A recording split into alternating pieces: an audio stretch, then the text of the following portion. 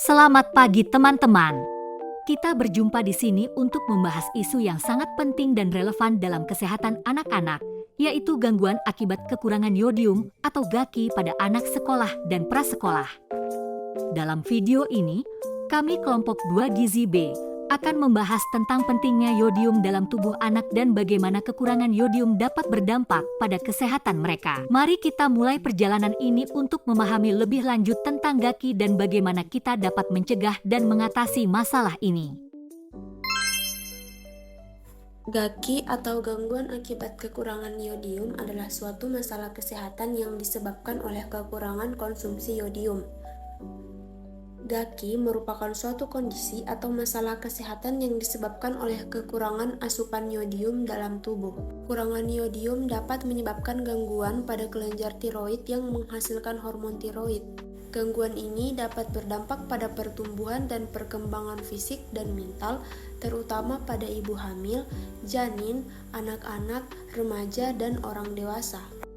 Gangguan akibat kekurangan yodium pada anak sekolah dan prasekolah dapat berdampak pada gangguan kinerja belajar dan nilai kecerdasan. Selain itu juga dapat berdampak pada gangguan perkembangan fisik, mental, dan kognitif yang signifikan. Kekurangan yodium dapat menyebabkan gangguan pada pertumbuhan otak yang dapat berpengaruh pada rendahnya kualitas sumber daya manusia. Adapun faktor penyebab GAKI yang pertama itu kurangnya asupan yodium. Jadi salah satu faktor utama penyebab GAKI itu adalah kurangnya asupan yodium dalam makanan sehari-hari. Kekurangan yodium dapat terjadi karena konsumsi makanan yang rendah akan sumber yodium seperti makanan laut, ganggang laut, dan garam beriodium. Yang kedua ada proses pemasakan yang tidak tepat. Jadi proses pemasakan yang terlalu lama atau tidak tertutup dapat mengurangi kadar yodium yang terserap di dalam tubuh. Yang ketiga yaitu kurangnya pengetahuan dan kesadaran. Jadi tingkat pengetahuan yang rendah mengenai pentingnya yodium dalam makanan dan dampak kekurangan yodium juga dapat menjadi faktor penyebab GAKI. Yang keempat yaitu kualitas garam yang digunakan. Jadi penggunaan garam yang tidak beryodium atau tidak dihaluskan bersama bumbu dapat mempengaruhi asupan yodium dalam tubuh. Yang kelima yaitu faktor geografis. Seperti daerah-daerah tertentu yang memiliki tanah atau air tanah yang rendah kandungan yodium juga dapat menyebabkan kekurangan yodium pada masyarakat di wilayah tersebut. Dampak gangguan akibat kekurangan yodium atau GAKI pada anak sekolah. Gangguan akibat kekurangan yodium pada anak sekolah dapat memiliki dampak yang signifikan pada kesehatan dan perkembangan mereka. Salah satu dampak yang paling umum adalah gondok, yang disebabkan oleh kurangnya iodium yang terjadi kronis.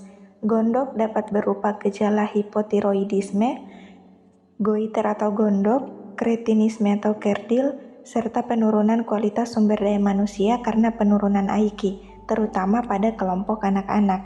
GAKI dapat juga mempengaruhi prestasi belajar anak. Anak yang mengalami GAKI dapat mengalami gangguan fungsi kelenjar tiroid yang tidak tercukupi, kebutuhan yodium untuk pengaturan seluruh metabolisme zat gizi dalam tubuh. Hal ini dapat berdampak pada penurunan kualitas pendidikan dan prestasi belajar anak. Baik, materi selanjutnya yaitu dampak gangguan akibat kekurangan yodium atau GAKI pada anak prasekolah, yang dimana dampak ini terbagi atas 6 bagian. Yang pertama itu ada gangguan tumbuh kembang, yang dimana kekurangan yodium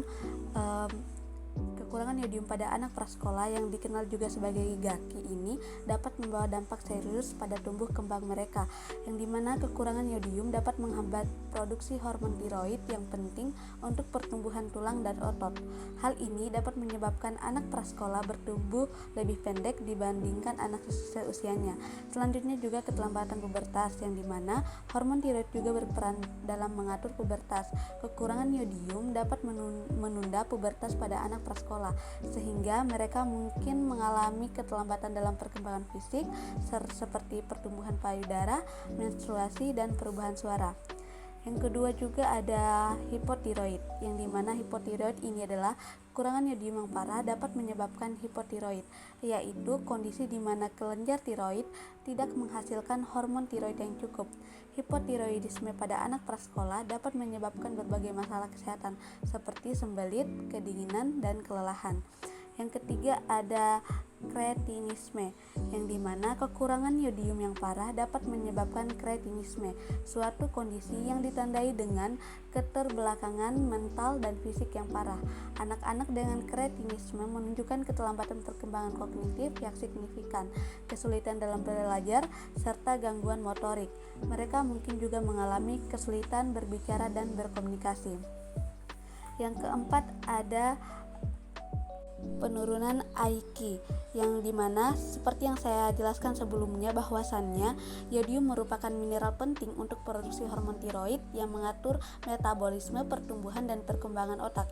Kekurangan yodium pada anak prasekolah dapat menyebabkan penurunan IQ, di mana hormon tiroid berperan penting dalam perkembangan otak, terutama selama masa janin dan awal masa kanak-kanak.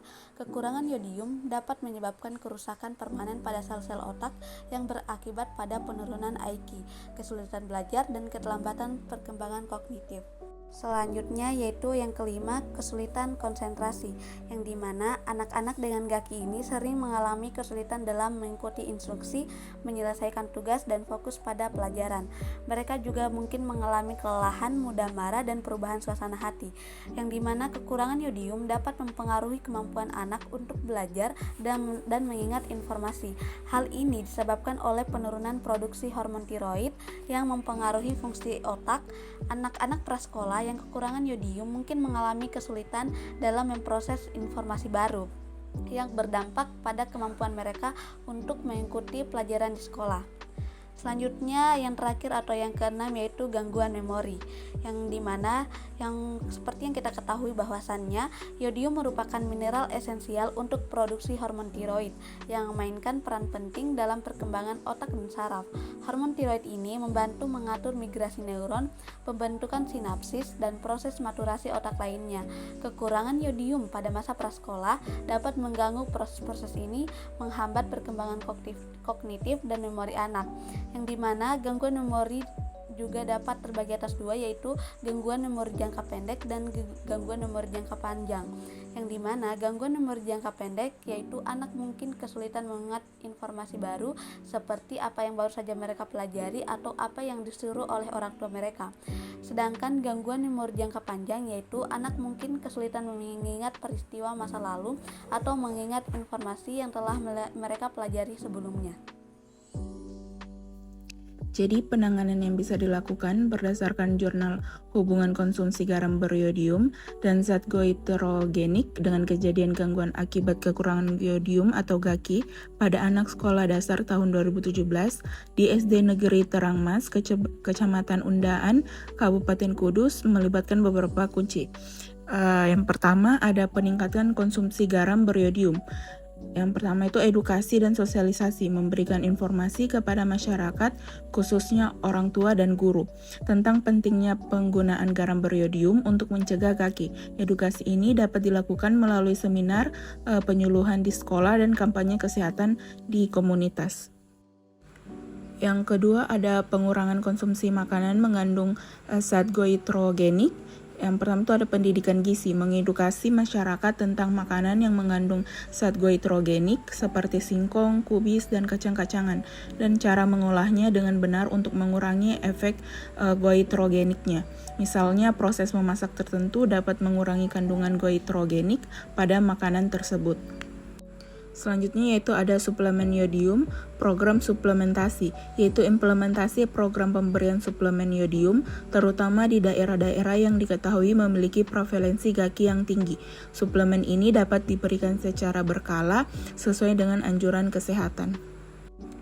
Berikutnya ada pemeriksaan dan intervensi kesehatan. Yang pertama itu screening kesehatan, melakukan pemeriksaan kesehatan rutin terhadap anak-anak di sekolah untuk mendeteksi tanda-tanda GAKI sejak dini. Selanjutnya ada penguatan kebijakan. Yang pertama itu penguatan dan penegakan regulasi yang mewajibkan fortifikasi yodium dalam garam konsumsi serta pengawasan pelaksanaannya, melakukan kampanye publik yang luas untuk meningkatkan kesadaran masyarakat tentang pentingnya yodium dan dampak kekurangannya.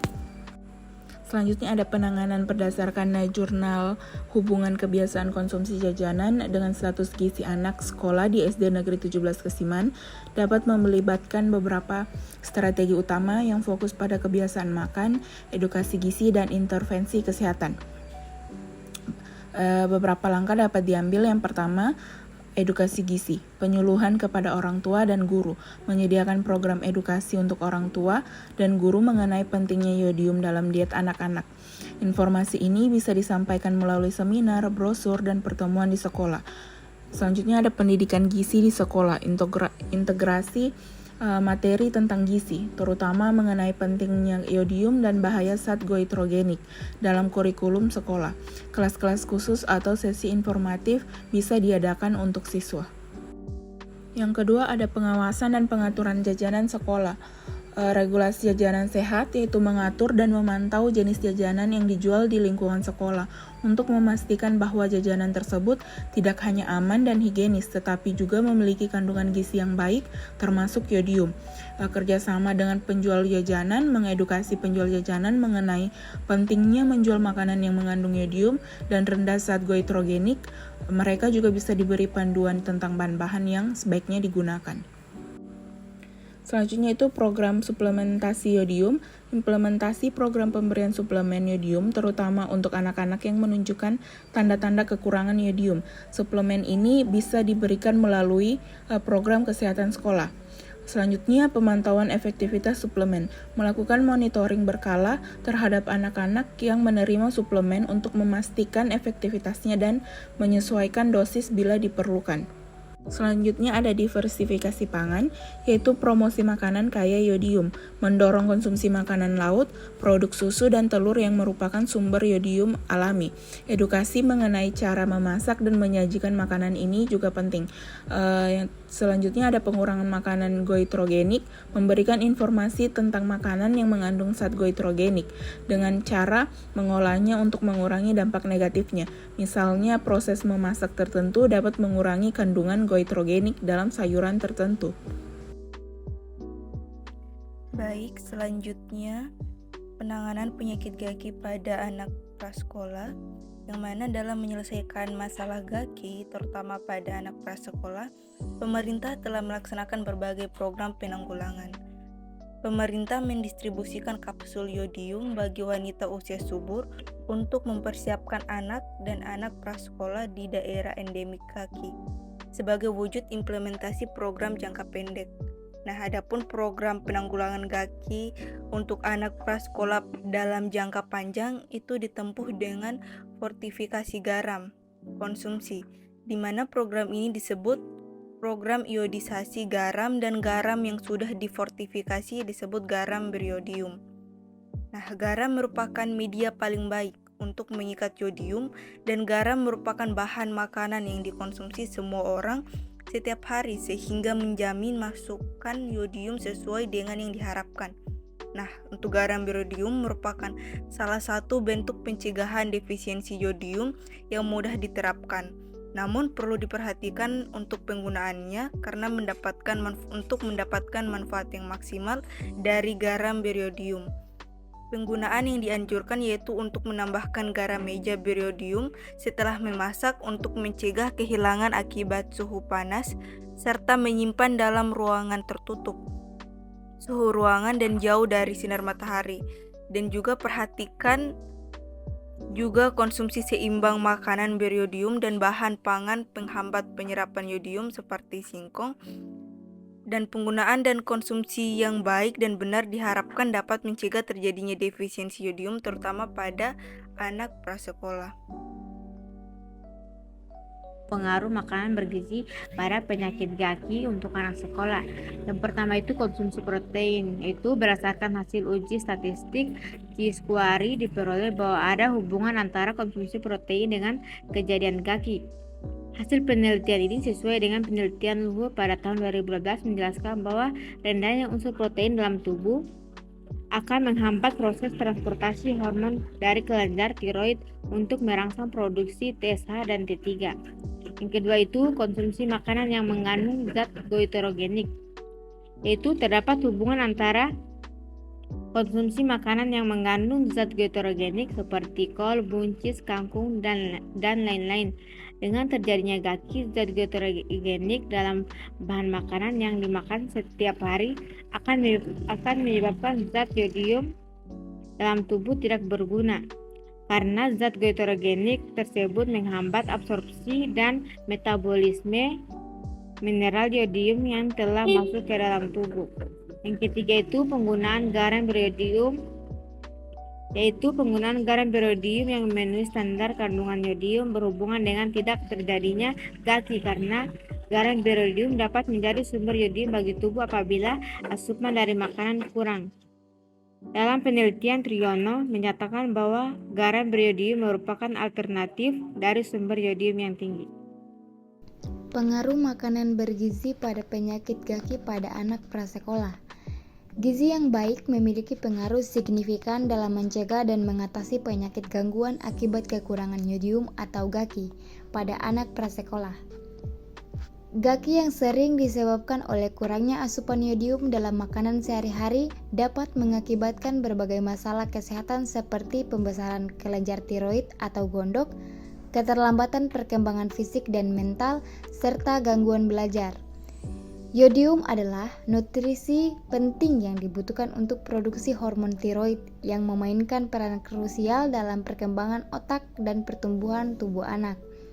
Oleh karena itu, pemberian makanan bergizi yang kaya akan yodium seperti garam beriodium, ikan laut, susu dan telur sangat penting dalam menjaga kesehatan anak-anak pada usia prasekolah.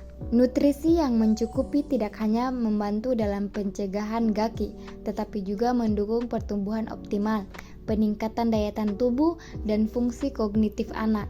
Selain itu, diet yang seimbang yang mengandung berbagai vitamin dan mineral lainnya juga diperlukan untuk memastikan bahwa semua aspek pertumbuhan dan perkembangan anak terpenuhi. Misalnya asupan protein, vitamin A, dan zat besi juga memainkan peran penting dalam kesehatan keseluruhan anak. Terima kasih telah menonton video ini. Gangguan akibat kekurangan yodium adalah masalah gizi mikro yang berbahaya dan memerlukan perhatian serius. Kita harus meningkatkan kesadaran dan upaya untuk memenuhi kebutuhan yodium agar generasi mendatang dapat tumbuh dengan seimbang dan sehat.